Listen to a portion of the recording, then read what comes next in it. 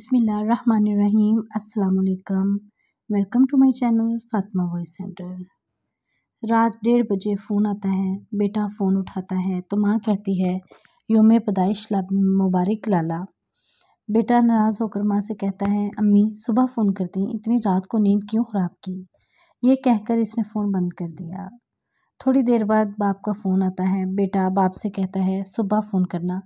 तब बाप ने कहा, मुझे तुम्हें मुबारकबाद नहीं देनी है और इन फजूल बातों का मेरे पास वक्त भी नहीं है। मैंने तो तुम्हें ये बताने के लिए फ़ोन किया है कि तुम्हारी माँ पागल है, जिसने तुम्हें इतनी रात के जगाया। वो 25 साल पहले ही पागल हो चुकी थी, जो तेरी पैदाइश का दिन था।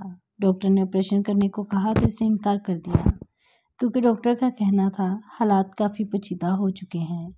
माँ या बच्चे में से किसी एक को बचाया जा सकता है। अगर ऑपरेशन नहीं किया तो आप माँ की जान को खतरा है। ऑपरेशन से खतरा टल जाएगा लेकिन बच्चा नहीं बचेगा। वो मरने के लिए तैयार होगी लेकिन ऑपरेशन नहीं किया। तेरी पैदाइश रात के 1:30 बजे हुई।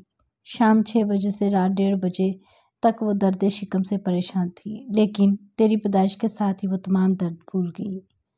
इसकी खुशी की कोई इंतहा ना थी। तेरी पैदाइश से पहले डॉक्टर ने हमसे दस्तखत कराए कि अगर कुछ हुआ तो हम जिम्मेदार नहीं होंगे।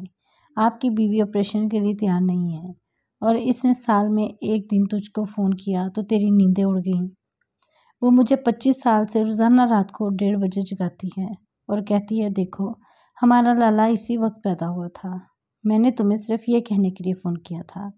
ये कहकर वालिद साहब ने फ़ोन बंद कर दिया।